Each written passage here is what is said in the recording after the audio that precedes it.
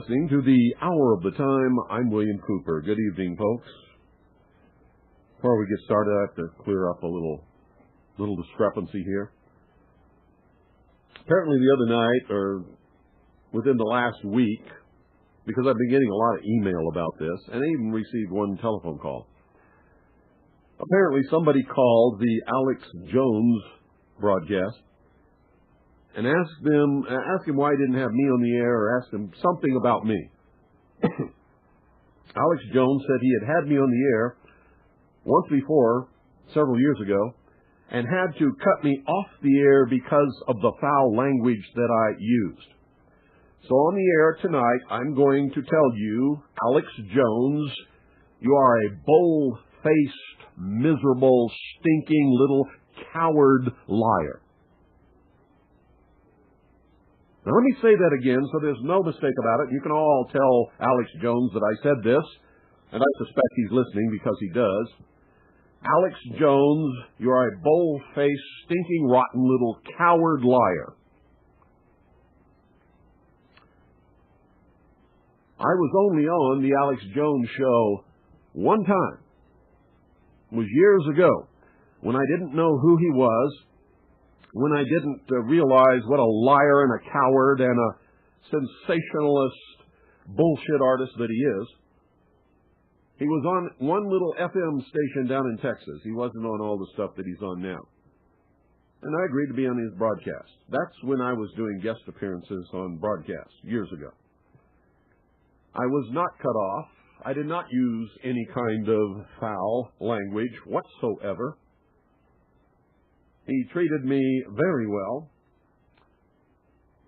and I stayed on for the whole show.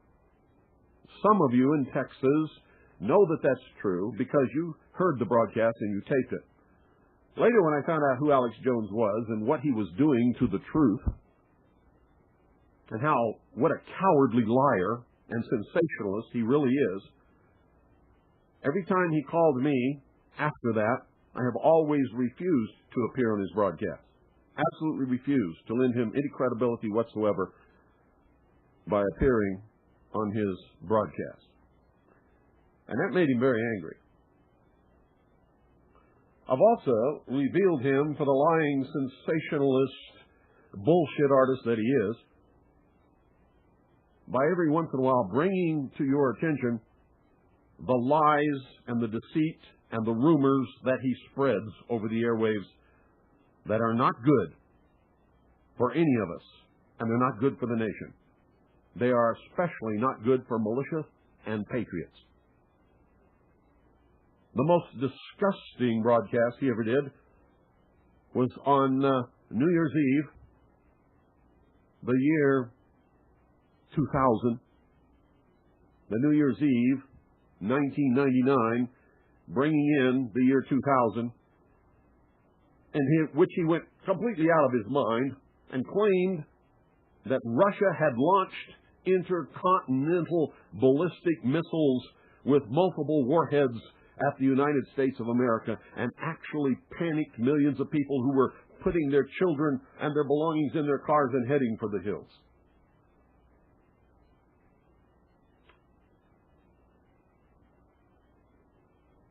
Now, there's lots of things that can be said about me. Nobody needs to lie about me. Sometimes I am irritating.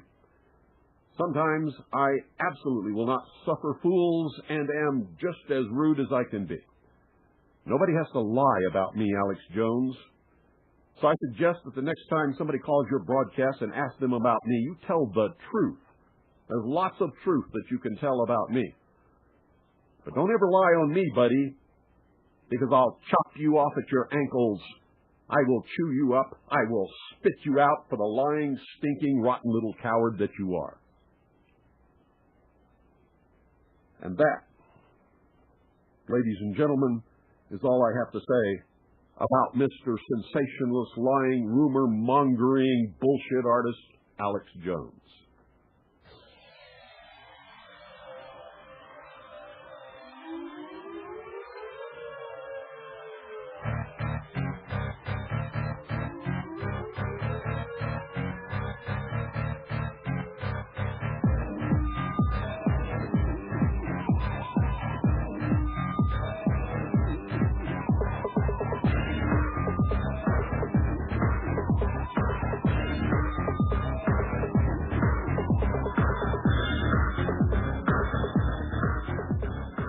Good evening. You're on the air. Hey, Bill. How you doing? Good.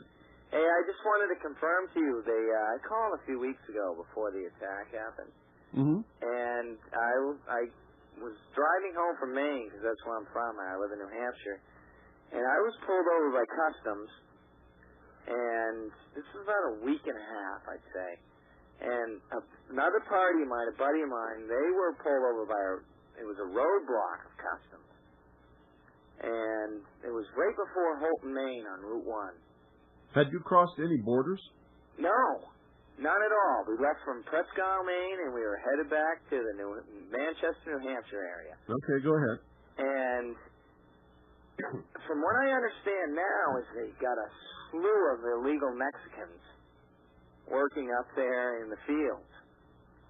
But it just made me a little suspicious because I've lived in Maine my whole life.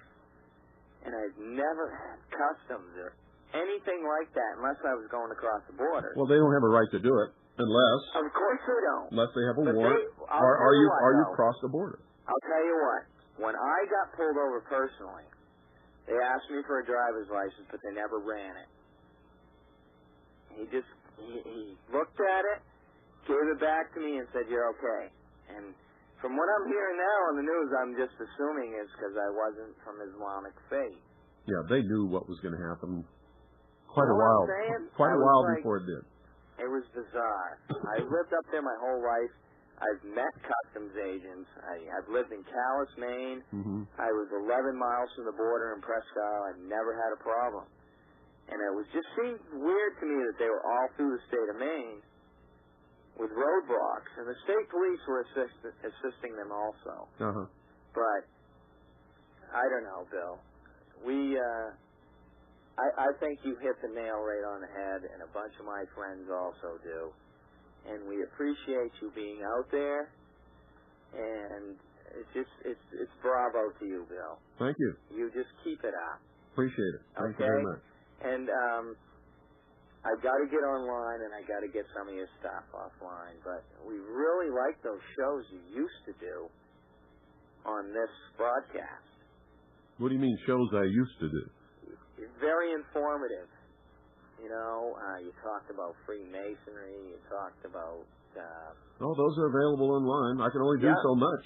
I know. You only got so much time, and I wish I had enough money, and when I do, I'm going to give it to you so you have as much airtime as you want. Well, how's that, pal? Thank you. All right. Hey, take care. Thanks for calling. Hey, listen, here's another story. I kind of came in like halfway through The Sopranos. Yeah. That's a great series, by the way. I think it's cool, but I'm just comparing it with your life, I mean. Yeah. I don't really understand or know what happened with your wife and your child. I sent them out of the country. The government issued a warrant for the arrest of my wife. They're going to throw her in prison. She never has done anything illegal or unlawful. She's not a criminal, period. This is how the Gestapo in this country works. What they were going to do is arrest my wife, and then they were going to use her to make me an informant for them. They would say, if you agree to be an informant for us and rat on the militia and all of the Patriot movement and be a spy for us, then we'll drop all the charges against your wife. That's the way they work. And so to prevent them from using my wife against me, I sent my wife and my children out of this country. They are safe.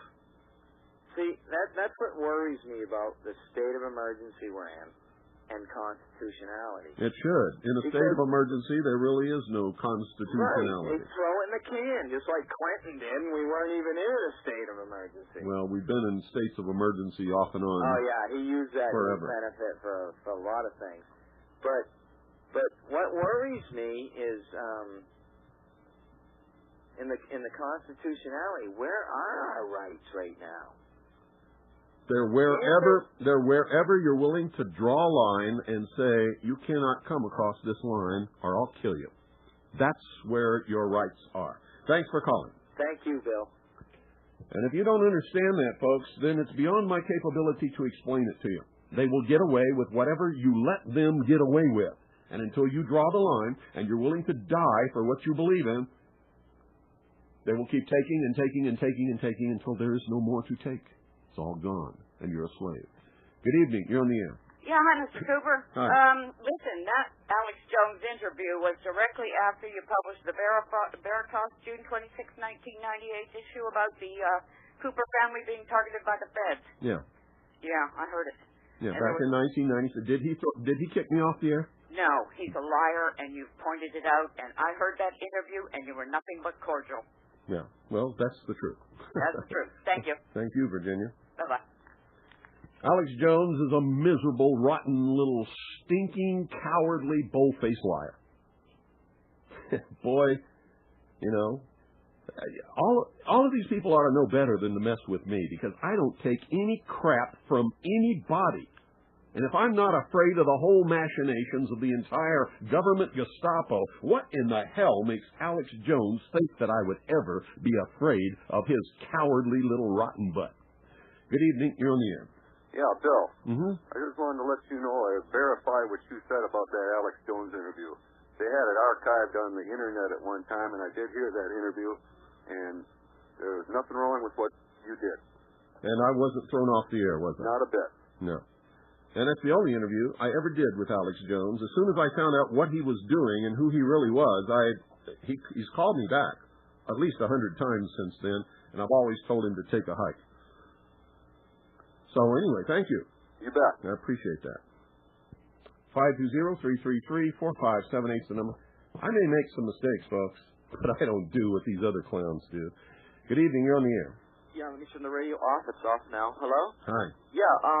I just have a couple questions I want to ask. For one thing, can your past radio broadcasts on the internet be received, looked up by date? In other words, like September the 2nd? I don't know. Have you been to the website? Yeah. Go there and you'll see how they're listed. Yeah, I just see the numbers. Okay, and I found it just so disturbing, so extremely informative. The website I looked up today about terrorists being used as hoax for people to gain power. Yeah. And whatnot. And it's been used throughout the history of humanity. Right, and also I remember, as you recalled, that you have a big wall map of a 1943 wall map of the world before the war ended. Yeah, before the war ended, showed the exact the divisions of the world as they actually became, and it showed a new country that nobody had ever even dreamed of before, right where it is now, called Israel. Yeah, and the thing that comes to the question that comes to mind to me, I'm very glad it did not happen, because I'm sure a lot of innocent people would have suffered and been killed. But what comes to mind to me, if the war, isn't it strange that what I understand, World War II, which began in the 30s or mid 30s in England, and which I find so strange. It did not begin in England in the 30s. Not begin, but it started in England. It didn't start in England. Or there was like bombings in England. It didn't. Not until the war started in England. The war actually began long before England was even a part of it. I see what you're saying.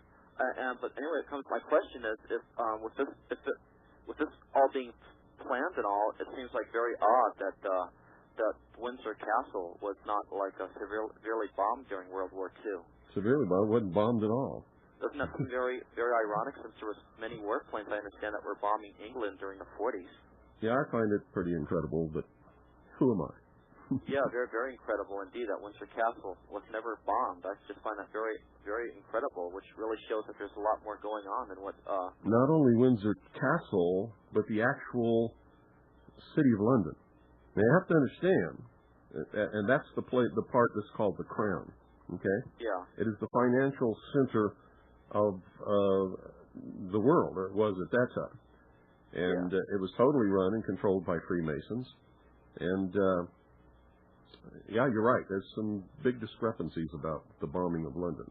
Yeah, and I also I remember you were mentioning also that London has a lot more jurisdiction of what goes on with the American government than what goes on, what the America do. Well, that's true. Yeah, and also, my last comment I want to ask, I don't really get the gist of it. We were mentioning a long time ago when I believe it was John F. Kennedy Jr. was killed in the plane. You were mentioning it was shot down.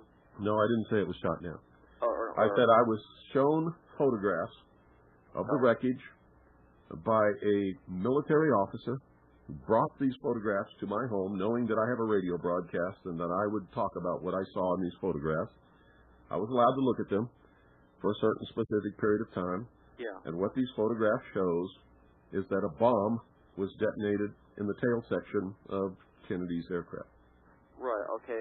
Forgive me. Yeah, I stand correct. I remember you mentioning that if it would have crashed into a mountain, which they would have said the wreckage would have been in that general area, but since it was bombed. What are you talking about? I remember you were mentioning about how the pieces of the plane. Well, pieces of what plane? You're skipping around like a of John F. Kennedy's plane. They were scattered around. They were right there. Oh, okay. Okay. They were over this section of ocean. Okay. You said it was a war against Illuminati and someone else? I don't know what broadcast you were listening to, mister, but it wasn't mine. Okay. No, I remember you mentioning about how it's a war against why John F. Kennedy's plane was bombed. No, I never said anything about a war. Okay. About an ancient war. I never said anything about an ancient war in regards to Kennedy's plane being bombed. Do you know why it was bombed? Or? No, I have no idea. Do you? No. That's very terrible. Well, anyway, thank you very much for taking my call. I appreciate it. You're welcome. Thanks for calling. Great night. Thank you. You know, folks, when you call and your conversation doesn't seem to have any coherence, I really sometimes don't know what you're talking about. Good evening. You're on the air. Good evening, Bill. This is Brian up in Cincinnati. Hi. I wanted to report something that I heard on the local news broadcast here the Friday after the Trade Center bombing or attack. They were giving an overview of all the memorial services in the country, and I was really only paying half attention to it until they come to the point where they were showing people following in the Pledge of Allegiance to the flag. And what 4 words can you guess would they have taken out of the Pledge of Allegiance? I have no idea. And to the Republic. I swear I heard it with my own ears. I couldn't believe it. Who took it out? I don't know if it was edited out by the people who put on the news broadcast that night, or it was actually during the day, during that particular ceremony. But they had a bunch of people reciting the pledge to the flag, and they were standing in front of the giant American flag. And on this news broadcast, on the 11 o'clock news, now this is my own local news. This wasn't the national broadcast. It was the local news. Someone, or by purpose or by accident, left out "and to the Republic." Well, it wouldn't be by accident. They either know the pledge or they don't. Right. That's what I mean. And I find it very difficult to believe that they would know all of the words except for those 4. So it had to be an intentional omission. Right. That's what hit me at, because I was stunned when I first heard it, because I had to read it over my mind myself. Haven't you heard? This is a democracy. Yeah. Haven't you heard Larry King talking about our democracy? Yeah. Well, Larry King must be ignorant, huh? Well, the Cincinnati talking heads are even worse. There was a guy that called in the other day, and he was saying, we all got to have this national ID card with our digitized thumbprint on it and a photograph of us. That's the only way they can make sure they can identify us. Well, they don't. And I'll be glad to get one. They even got a new technology now where they can implant a computer chip right inside your hand. I couldn't believe it. These people were, that sounds like a great idea. Well, I think they ought to take people like him and perform transplants and trade his brain for a quart of buttermilk. Yeah. And let him loose in the field and. Well, that would be worth the buttermilk. Let them graze and moo and chew their cud. Well, they've already been given over to their own depraved minds now, haven't they? They don't have any minds. They don't have any minds. Yeah, these are stupid people. Yeah. And, either most of the people I've been talking to over the last couple of years come up and say, hey, what's your take on this? Or they come up and cuss me out and tell me I'm wrong and, I'm a sheep and an idiot and all that thing. So I know what it's like being in the, receiving end of people's ill will. Another thing that happened up here recently in Cincinnati, you remember the police shooting that caused all the riots and stuff here in Cincinnati? Yeah. Well, just I think it was yesterday or today. They just handed down the verdict, which was one judge, making a decision in the case, no jury, but they found the officer not guilty of negligence or homicide in the death of the individual. And because he chased this guy down a dark alley, and the guy had baggy pants on. He kept trying to pull his pants back up so he wouldn't trip and fall. Well, he was cornered in an alley, and the guy was pulling his pants back up. And this guy says, well, I just, I drew my gun and it went off.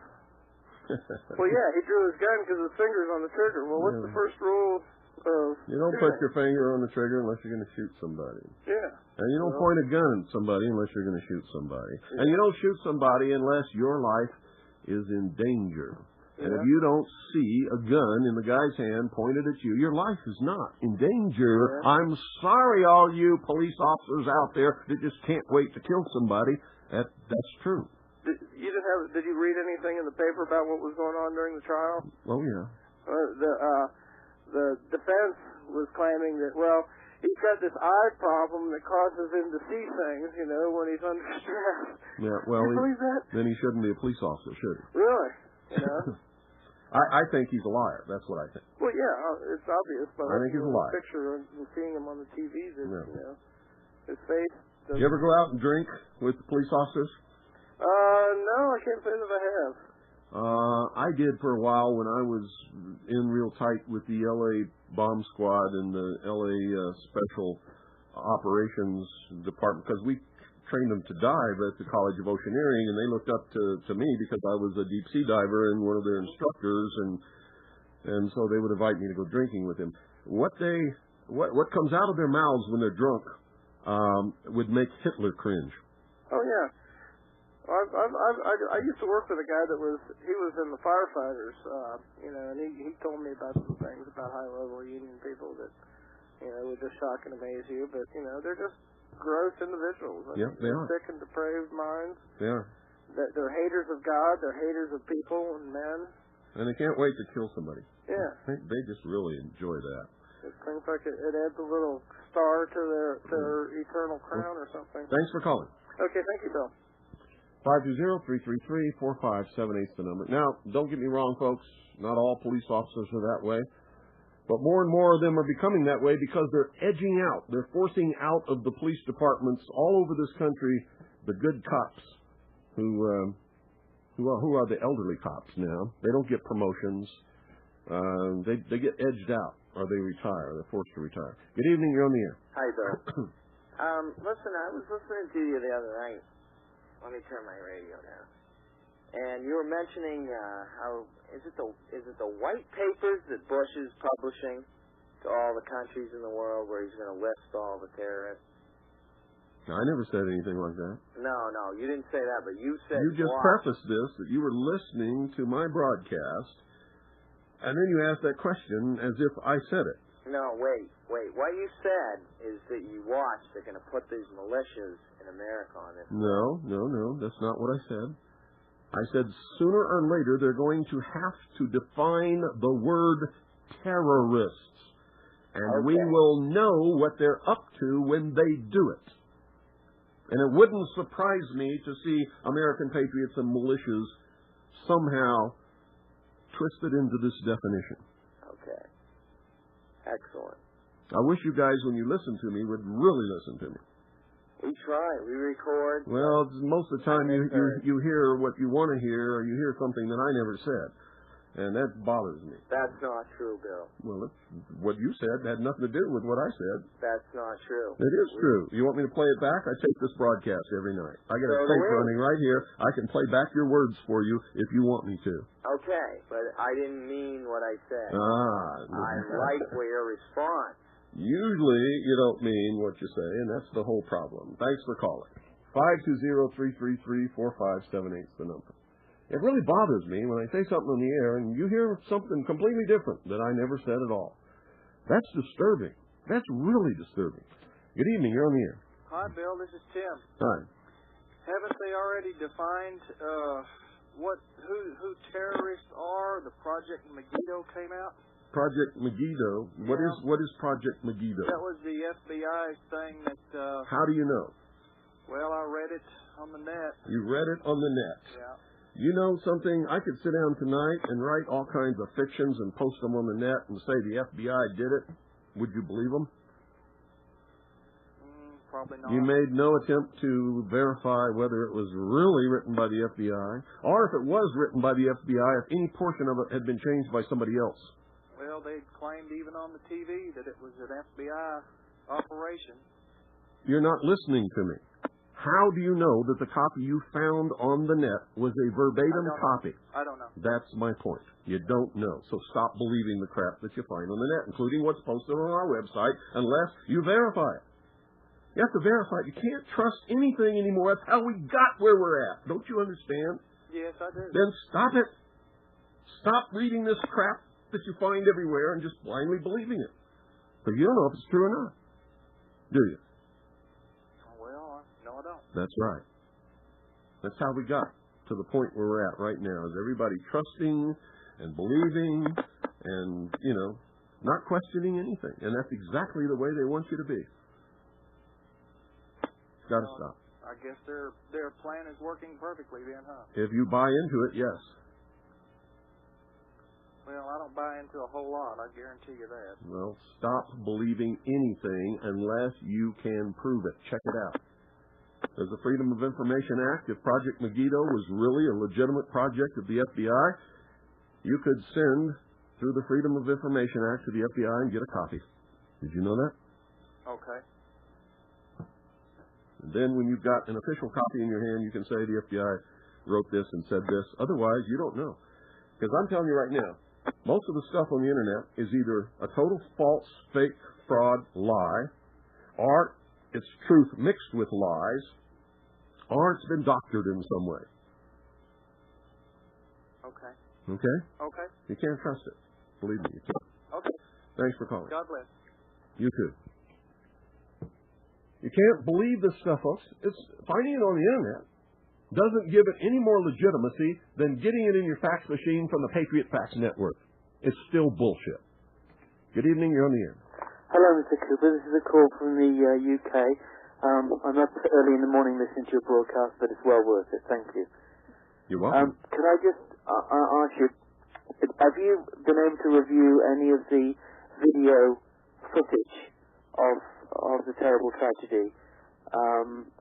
We had a montage of video footage that was broadcast in the UK about 3 days after the event on the commercial channel, the ITN channel, the news channel, which is our main basic news apart from the BBC. Mm-hmm. And on that, I happened to be videoing some of the montage. And something just caught my eye, and it was so quick and so fast, but it just caught my eye. And I reran the video and pressed the, advanced frame-by-frame button. Mm-hmm. And the two towers, this was a little piece where the plane was coming in from the left-hand side to the left-hand tower, as it was on the screen.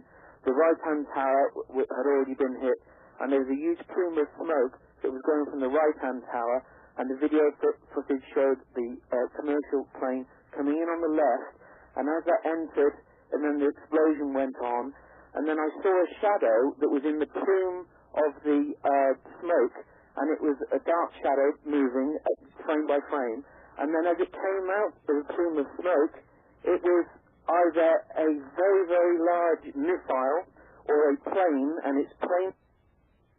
Wings and the two engines and the vertical tail. Absolutely right, and it was so quick, it was hypersonic. Yeah. And you know all about it. Yes, I do. Wow. Nobody else was talking about this. What was happening? I have no idea. All I know is that there was an American fighter jet plane right with that second hijacked jet that crashed into the second tower. Absolutely right. And in the newspapers, a couple of days afterwards, there was an image of a supposedly very top secret fighter plane that's very, very fast, and it looked exactly like that. Yeah.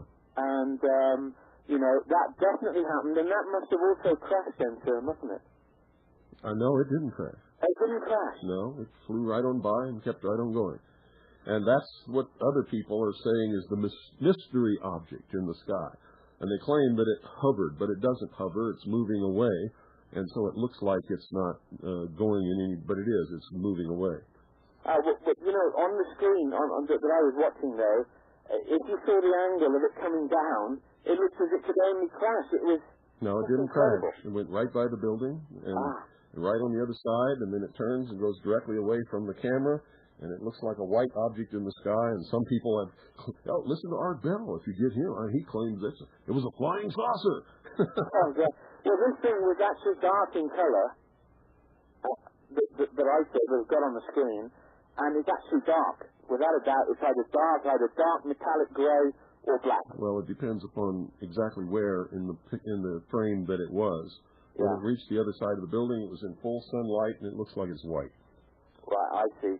Okay, well, I'm just amazed, but shouldn't be amazed with you. I listen to you all the time that you knew about it. It's fantastic. Oh, yeah. At least you know. Thank you very much for your program, and we're all rooting for you, sir. We really are, and America. You're welcome. Thank you. Bye-bye. Thank you for calling. 520-333-4578 is the number. That's right, folks. And the plane that went down in Pennsylvania was accompanied for many miles by at least one F-16 American fighter, which shot that plane down. Good evening, you're on the air. Hey, Bill, this is Mike in Canada calling. I thought I might give you a laugh here.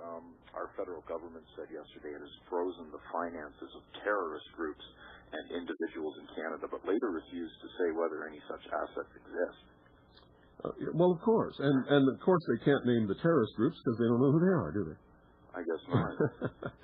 Why can't they publish the names of the terrorist groups and tell in the newspaper exactly what funds on deposit at what banks were frozen?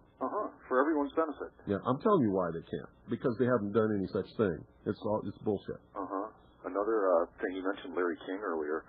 About 2 weeks before the September 11th event, he was a guest sitting around the fire with George Bush Sr., and it was really a media job, just making him look like your favorite grandfather and actually reading old letters, love letters he sent to his wife.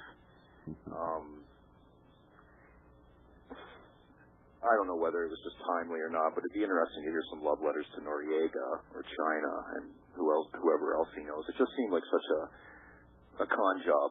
It is. It's a media circus designed to propagandize the sheeple out there. So that's what it is. Thanks, Bill. Good night. You're welcome. Thanks for calling. 520-333-4578 is the number. It's your turn to call, Poopy. Pick up the phone and dial it.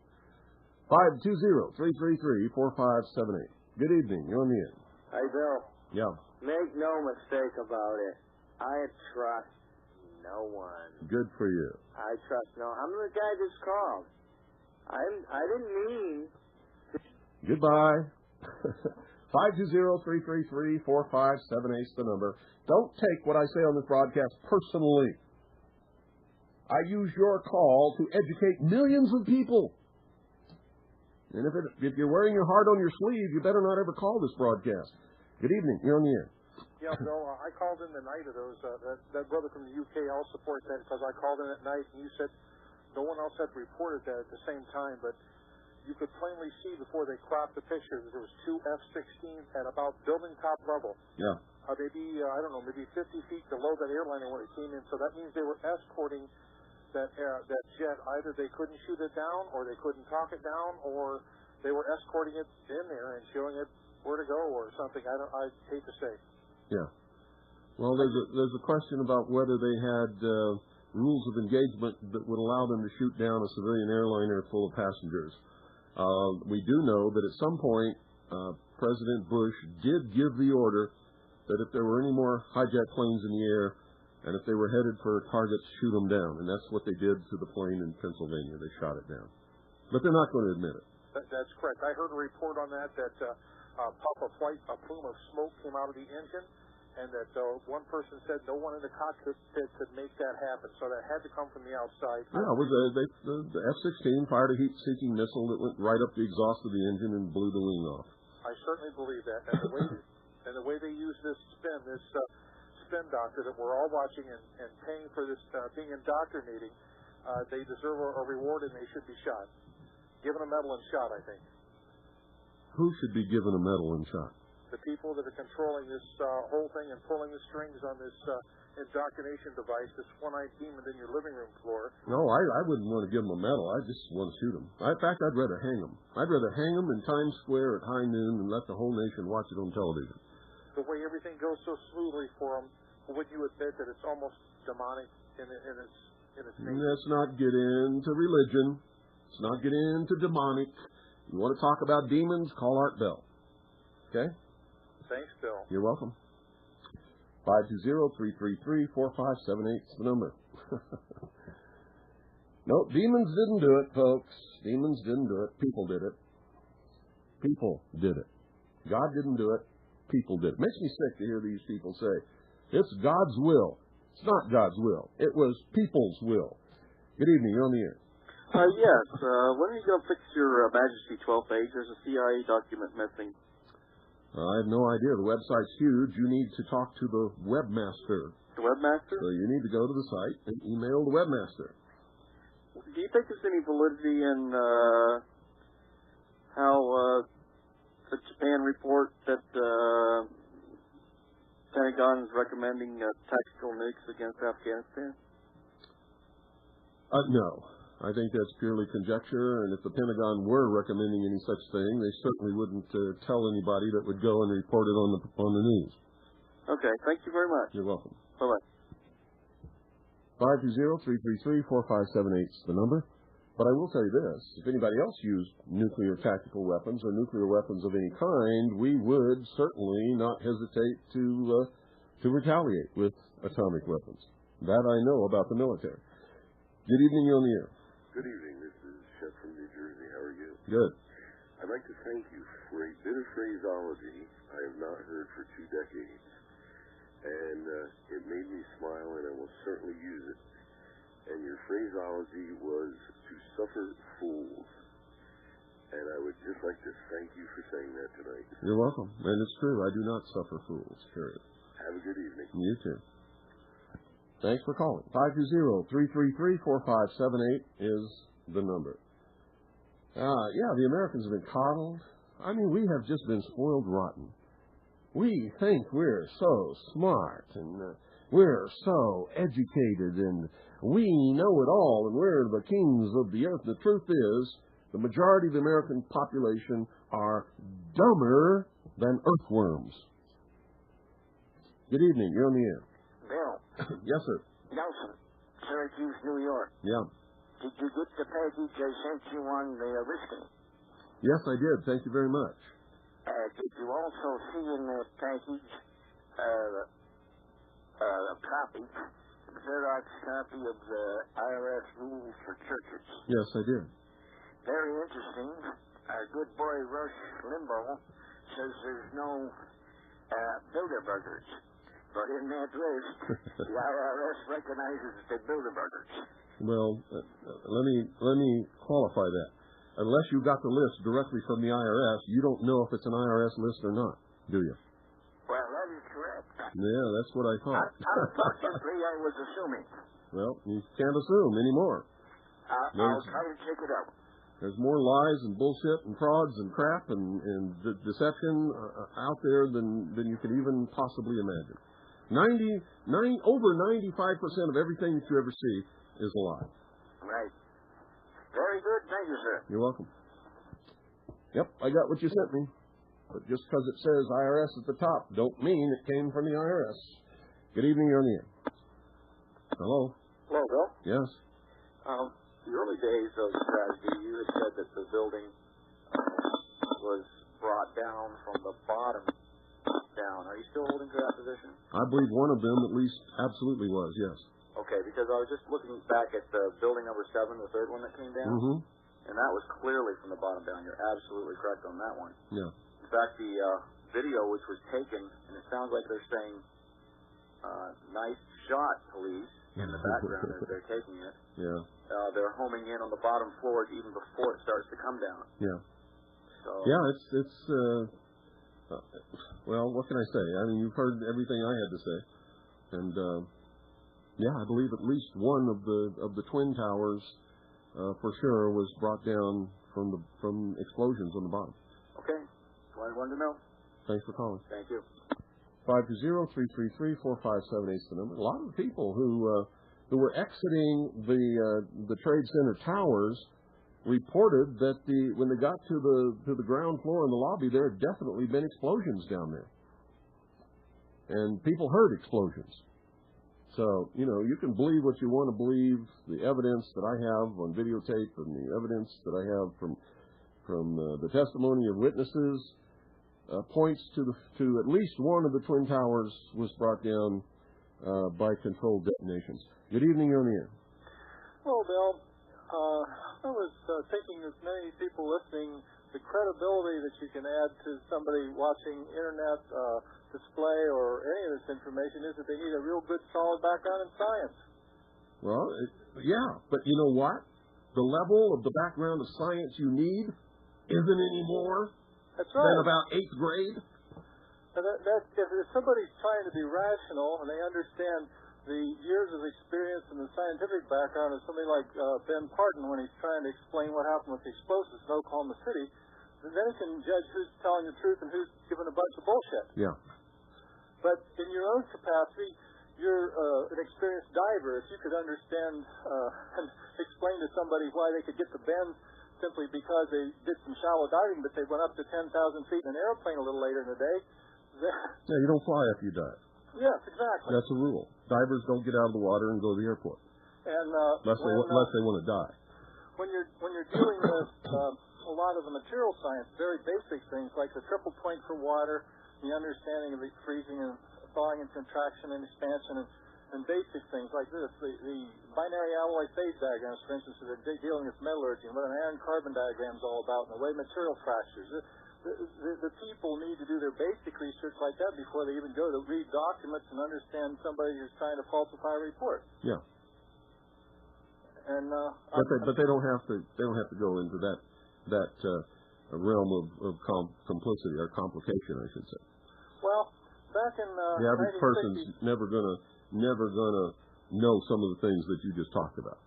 Well, in the 1960s, as a prelude to flight training, I made a point of reading through probably 50 or 60 crash reports. I wanted to know enough about the causative features in air crashes that I could ask an intelligent question occasionally to my instructor. Mm-hmm. And it's just that if people get together in a skull station, even challenging each other's presumptions, as you're doing on the air, it has a very valuable pattern, and you have a third or fourth party there to challenge the first two that are having a dialogue. Yeah. But I'm just trying to do things that you would do as you would instruct an intelligence team or trying to work out discovery of the truth. Mm-hmm. So anyway, I thank you for your time. You're welcome. God bless you. Thanks for calling. Yeah, the level of ignorance in this country is way beyond belief. It's beyond understanding. It's beyond acceptance. It's not acceptable. Good evening. You're on the air. Hey, Bill. This is Nick from Charlotte. How you doing? Good. I wanted to throw in my 2 cents on this World Trade Center stuff, too. On the second tower, I believe it was, the one with the plane hit higher towards the top, mm-hmm. you can actually see the mass above the impact start to kind of bend down and then drop. Yes. Okay, that one, yeah, I can understand that. But on the second one, the second plane that hit, if you'll notice, and you can see the explosions in Newsweek or Time Magazine Special Edition, you've seen from a bunch of different angles. Mm-hmm. Most of that fuel burned up outside the building. That's true. Because he hit, if you're looking at the building, he hit to the right of the center. He just hit one corner. That's right, and he was banking. Yeah, and the momentum would push all that material forward. Most of it flew out away from the building and actually was dissipated by burning up in a great fireball. That's right.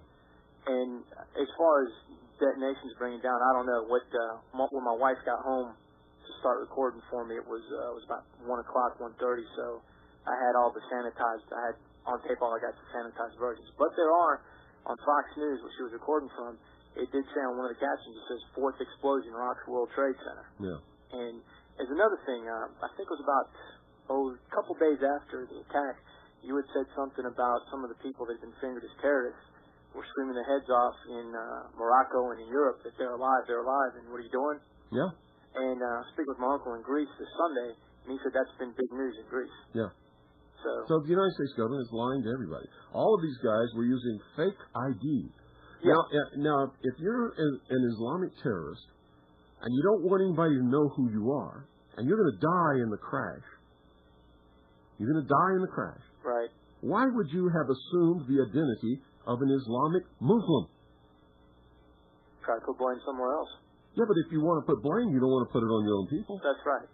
Because nobody stepped up to take credit for this, which means they never intended to. So why didn't they assume the identities of Israelis? Or Americans? It smells sick. Or Germans? It stinks to high heaven. And if nobody knows who they are because they were using assumed identities of other people, how do they know who the terrorists were? I don't know. They're all dead. It amazed me. It quote-unquote amazed me how quick they were turning out information on these guys.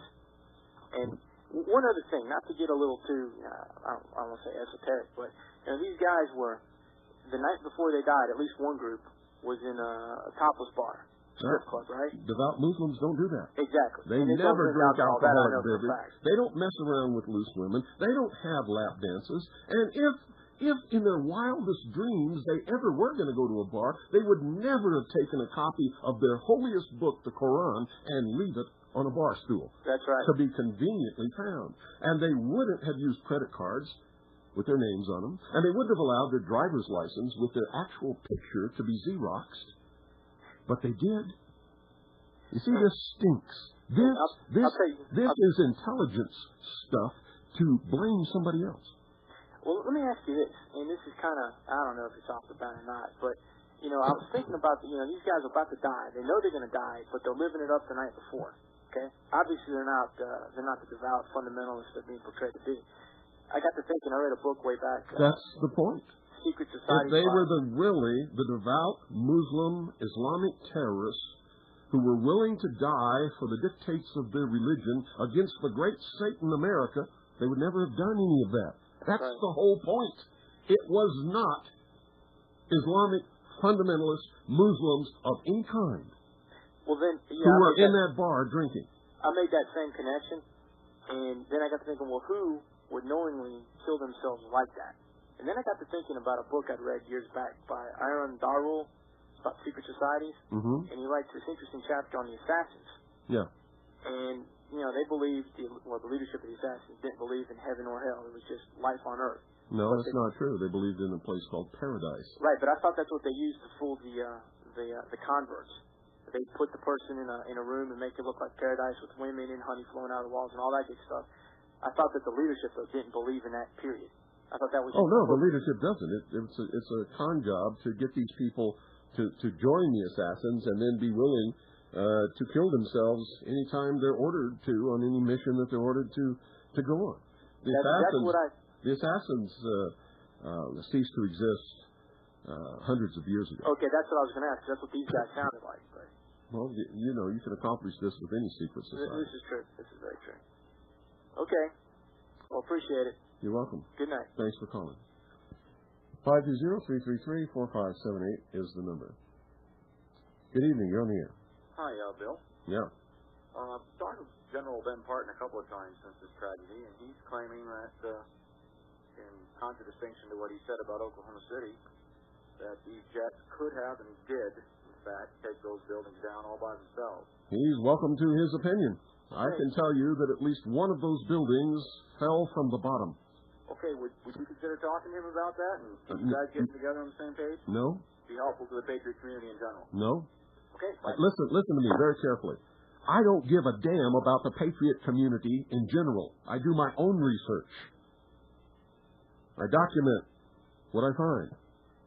It's based upon evidence. Okay? I don't care if anybody likes me or doesn't like me. Most of the so-called Patriot community are a bunch of liars and scam artists and socialists who just can't wait to get all they can out of the government while pretending to be against big government. So don't call me up and say it'd be good for the Patriot community in general. You don't even know what the hell you're talking. You don't even know what the Patriot community in general it is. And I would bet you'd probably include Alex Jones in there. Good evening. You're on the air. one of the things that a lot of people are overlooking is the fact that Afghanistan is a threat to the international world order because these guys are nationalists, religious nationalists in their beliefs, and they don't want to be tied into the international banking system and their control. And people like Milosevic and the Taliban are a direct threat to internationalism because their very presence can disrupt the concept of internationalism regionally and then across the whole globe. Absolutely correct. You say that about any fundamentalist religion or any people who are trying to hang on to their culture and their beliefs and their country. And the Afghans have every right under whatever you want to think about it, they have the absolute right to their own determination. Absolutely. That's If correct. the Afghan people don't like the Taliban, they're all armed. The whole country of Afghanistan is armed to the teeth. They can go and shoot those guys out of office. That's right. But you know what? They accept the Taliban, and regardless of what the national press and the international press in this country and the world says, the majority of people over there are behind their government. And the reason why that government is there is because the majority of people support them. Well, I think you're probably right. And you know, they have done everything to disrupt any the whole world is what we've been disrupting. Yeah. That's why I said earlier. They're disrupting the whole world and anybody's ability to create their own self-determination, to have their own sovereign nation. They cannot allow that. That's because, as I've told you before and proved with documentation, official government documentation, during my series on treason in the New World Order, documented, read these documents over the air. It has been the policy of the United States government since World War II, since during World War II, as a matter of fact, to be the instrument through which world government is created, brought about, and made a reality. Yes. The whole thing is a creation of the United States. Right. The whole reason the European Union was an idea born in Washington, D.C. Yes. And I believe today the reason why we went to war against Germany in World War II was because the Germans' concept was nationalism. It was not internationalism, international communism. I beg to differ with you. Hitler's goal was to eventually take over and rule the world.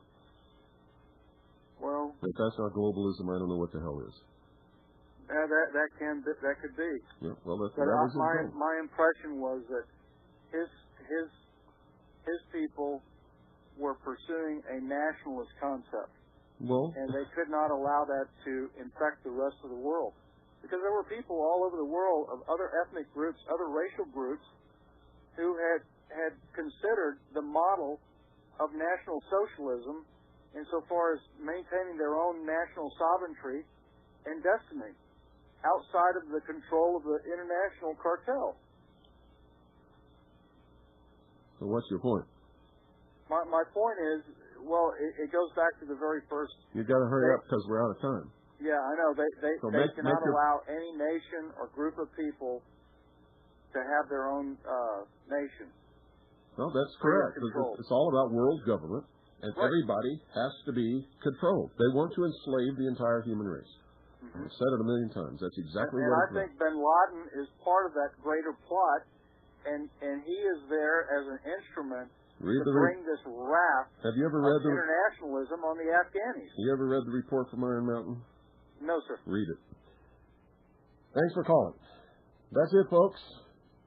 That's all she wrote. Good night. God bless each and every single one of you. Good night, Annie Poon Allison.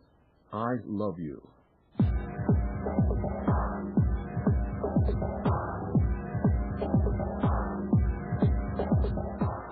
Did you hear Larry King live tonight, folks, where Alexander Haig and Cap Weinberger We're talking about how these terrorists were so despicable because they attacked civilians, and they killed over 6,000 civilians, and we've never done that in our history, and it's such a despicable thing. We always only attack military targets. That's a bold-faced lie.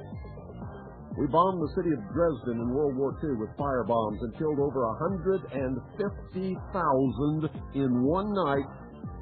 Women and children and old men, all civilians, all non-combatants. Alexander Haig, Caspar Weinberger, you're liars. You lied tonight. We also bombed Hiroshima and killed over 150,000 or more civilians, non-combatants, including American prisoners of war who were in a camp there, including two of the largest Christian centers in Japan. Did the same thing in Nagasaki. Alexander Haig and Cap Weinberger, you lied tonight on the Larry King broadcast. And I don't like liars. I don't like hypocrisy.